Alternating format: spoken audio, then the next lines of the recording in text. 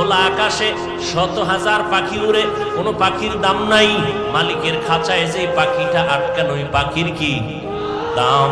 জমিনে বান্দার অভাব নাই, ওই বান্দাগুলোর কোনো দাম নাই।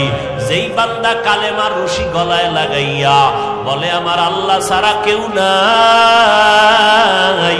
এই বান্দার মূল্য এত বেশি, এত বেশি, ফেরেশতাদের থেকেও আল্লাহর কাছে মূল্য বেশি। এজন্য আমি মুরব্বির কি দরকার? আল্লাহ নিজে বলেছেন, আমি আয়াত পড়েছিলাম, ইয়া আইয়ুহাল্লাযীনা আমানুত্তাকুল্লাহ, ও মুমিনেরা আল্লাহকে ভয় করো, ওয়া কুনু মা'আস সাদিকিন, এই জমিনের মধ্যে যারা সত্যবাদী তাদের বন্ধু হইয়া থাকো। হাদিস পড়েছিলাম সংক্ষেপ, নবী বলেন মান তাওয়াযা লিল্লাহ রাফাআহুল্লাহ, আল্লাহ নবী বলেন যে নিজেকে ছোট মনে করে চলবে আল্লাহর জন্য, আল্লাহ তার মর্যাদা বাড়ায় দিবেন। নিজেরে বিনয়ী মনে করা, নিজেরে ছোট মনে করা আর বড় মনে করার কি আছে? আমার কণ্ঠ, আমি বড়, আমার কণ্ঠের মতো কারো কণ্ঠ নাই, আমার এলেমের মতো আর এলেম নাই। বলে তোমার এলেম কত? মাপ দিছুনি, মাপ দিয়া দেখো কয় কেজি হবে।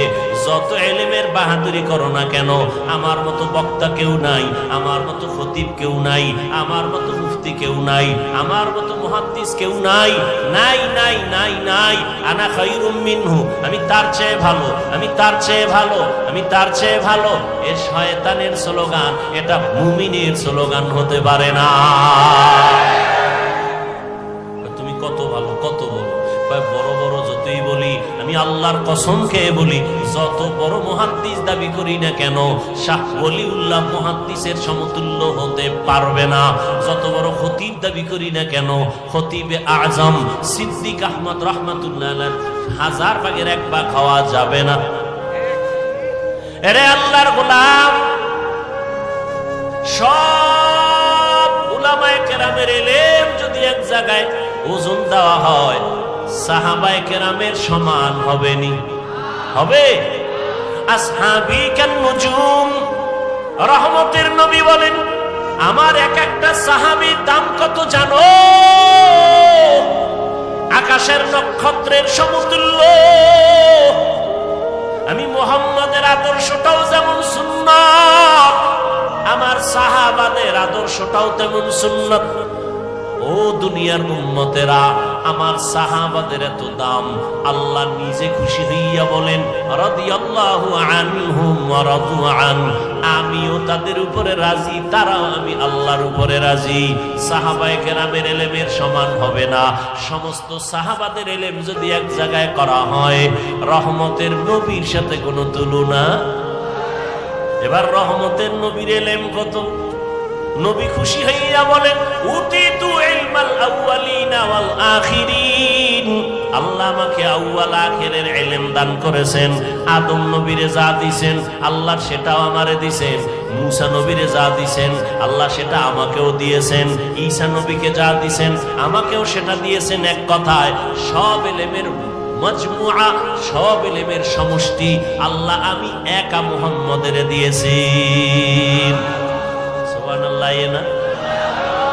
আসবে কেমনে? ফজর পড়েন নাই, জোহর পড়েন নাই, আসর পড়েন নাই, মাগরিব পড়েন নাই, এশা পড়েন নাই, বিড়ি টেনে ঢুকছেন, সুবহানাল্লাহ আইবো কেমনে? আহা এরে যুবক, কপাল ভালো কিন্তু পুড়িয়া ফালাইলি নিজ হাতে। ওই আবু জাহাল 13 বছর আমার নবীকে দেখলো, বয়ান শুনলো, কপাল খারাপ, কালেমা পড়লো না। কে? যেই নবীর একবার দেখলে পেটের ক্ষুধা নিবারণ হয়ে যায়। কেমন মায়ার নবী আমার, যেই নবীর ঘাম থেকে মেশকের ঘেরান পাওয়া যায়। ও গো নবীর উম্মতেরা,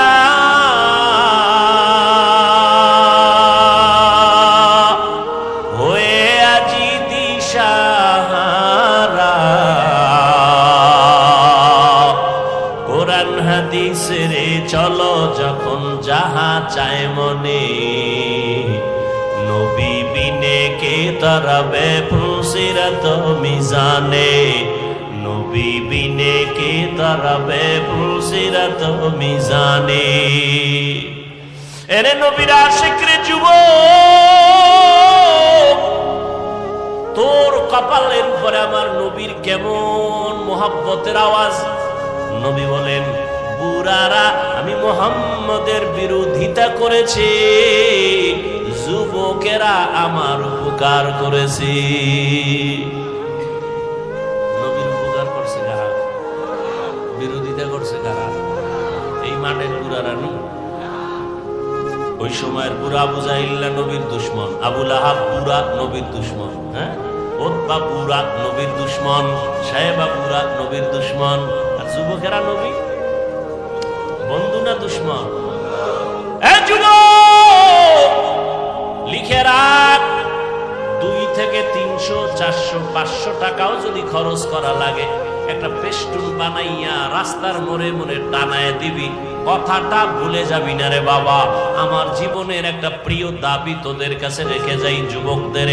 মদিনার নবী বলেন, যুবক আমার উপকার করেছে 7 বছর থেকে 11, এর মাঝখানে আমার চাচাতো ভাই হযরত আলী আয়েশা আমার হাতে হাত লাগাইয়া কালেমার পতাকা উড্ডীনের শপথ নিল। 11 বছরের হযরত আলী এতদিন ছিল চাচাতো ভাই, এখন হলো সাহাবী, কিছুদিন পরে হবে জামাতা। কি হবে? রহমতের নবী দোয়া করলেন, আনা দারুল হিকমাহ ওয়া আলীউন বাবুহা, আমি মুহাম্মদ হলাম ইলম ও হিকমতের ঘর, আর এই ইলমের ঘরের দরওয়াজা আমার আলী। সুবহানাল্লাহ বলবেন না? মেরা এহসাসো করদন বেহিসাব, খলকে রাদা দন জওয়াবে বাসওয়াব, হক না দারত দোস্তে খলকা জারেরা, নিস্তে ই খসলত একে দিনদারেরা। হযরত আলীর নবী এমন দোয়া দিছেন, আল্লাহ ইলমের ভান্ডার আলীর জন্য খুলে দিছেন। কেমন ভান্ডার আল্লাহ দিছেন আলীরে। হযরত আলী বলেন, যুবক ভালো করে লিখে রাখো, অন্তরে ঢুকাও। হযরত আলী বলেন, মান আল্লামানি হারফান ইনশাআ বাআ ওয়া ইনশাআ আতাকা, আমাকে একটা অক্ষর যিনি শিক্ষা দিয়েছেন সে আমার মাথার মুকুট, তার মূল্য কত? বলে হযরত আলী বলেন, চাইলে আমাকে গোলাম বানাইয়াও রাখতে পারেন, বিক্রিও করে দিতে পারেন, একটা অক্ষর যিনি শিখাইছেন তার এত মূল্য। বুঝনি রে যুবক বাবা, আজকে মেজাজ দেখাও শিক্ষকের সাথে, আছে না নাই? সাবধান, শিক্ষকের সাথে যারা বেয়াদবি করবি, বিচার হবে মরার আগে। মরার পরে না আগে? আল্লাহর কাছে মাপ চাবি, ক্ষমা হবে না। কারণ শিক্ষক যদি ক্ষমা না দেয় আল্লাহ দিবেন না, কারণ এটা বান্দার হক। আমার আব্বা আম্মা আমি হাফিজুর রহমান রে একটা সাইন শিখাইতে পারে নাই, দস্তখত শিখাইতে পারে নাই, আব্বা আম্মা কলিজা বইরা দোয়া দিছেন, কিন্তু আমার এই চেয়ার পর্যন্ত মা বাবায় দোয়া দিছেন ঠিক, কিন্তু লেখাপড়া শিখাইতে পারেন নাই। কোরআন হাদিসের কথা বলা যিনি আমারে শিখাইছেন তিনি আমার মাথার মুকুট, যিনি আমাকে মানুষ বানাইছেন তিনি আমার মাথার মুকুট। শিক্ষক উস্তাদ এর এত মূল্য, এক কথায় তিনি আমারে মানুষ বানায় দিছেন। ওই শিক্ষকের সাথে যারা বেয়াদবি করবা, কারণে অকারণে আল্লাহর কসম, আল্লাহর কসম, আল্লাহর কসম, বিচারটা মরার আগেই হবে, মরার পরে না আগে। মেজাজ দেখানোর জায়গা পাও না, মা বাবার সাথে মেজাজ, শিক্ষকের সাথে মেজাজ, আল্লাহ হেদায়েত দান করুন।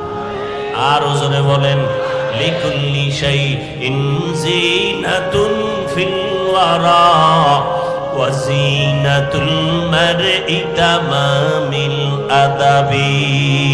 একজন আল্লাহর ওলি বলেন, প্রত্যেকটা ভালো জিনিসের সৌন্দর্য আছে, মানুষের সৌন্দর্যের নাম হলো আদব।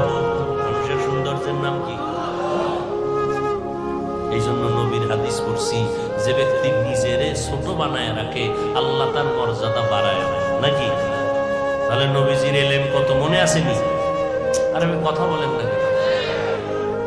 নবী বলেন আমাকে আউয়াল আখিরের ইলম দান করেছেন। আল্লাহ কয় ও নবী আপনি এত খুশি, অনেক পেয়ে গেছেন। হ্যাঁ অনেক পেয়ে গেছেন, আউয়ালেরটাও পাইছি, আখিরেরটাও পাইছি, মাঝখানেরটা